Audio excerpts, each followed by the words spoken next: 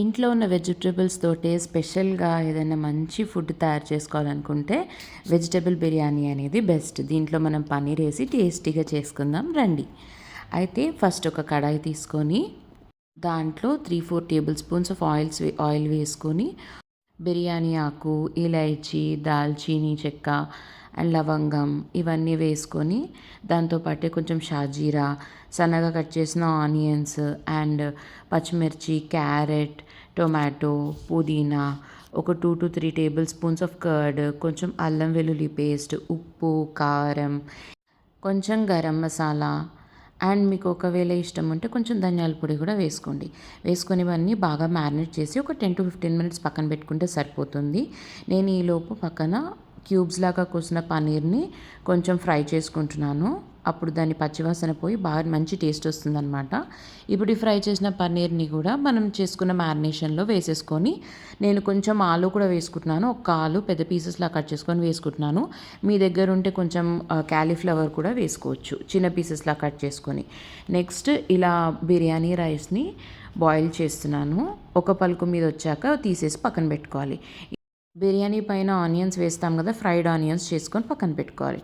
ఇప్పుడు మనం already prepare చేసిన మ్యారినేషన్ ఒక 10-15 మినిట్స్ తర్వాత ఇలా స్టవ్ మీద పెట్టేసుకొని ఇలా లైట్గా ఉడుకుతున్నప్పుడు 70% కుక్ అయిన రైస్ని తీసుకొని దీనిపైన నీట్గా పరిచేసుకోవాలి. పరిచేసిన తర్వాత దీనిపైన కొంచెం కొత్తిమీర, పుదీనా అండ్ మనం ఆల్రెడీ ముందుగా ఫ్రై చేసి పెట్టుకున్న ఆనియన్స్ కూడా వేసేసుకోవాలి. వేసుకున్న తర్వాత కొంచెం సేపు మూత పెట్టండి. అలా ఇది దమ్ కావాలి కాసేపు. కొంచెము ఒక 10% ఉడికిన తర్వాత కొంచెం కలర్డ్ వాటర్ ఆర్ మీరు కావాలనుకుంటే సాఫ్రాన్ వాటర్ కూడా వేసుకోవచ్చు.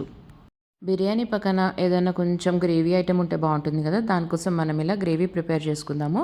స్పైసెస్ అన్నీ వేసి అల్లం వెల్లుల్లి పేస్ట్ వేసి దీంట్లో ఒక 2-3 టేబుల్ స్పూన్స్ ఆఫ్ పల్లీ పేస్ట్ వేస్తున్నాను. మీరు కావాలంటే బాదాం కాజు పేస్ట్ కూడా వేసుకోవచ్చు.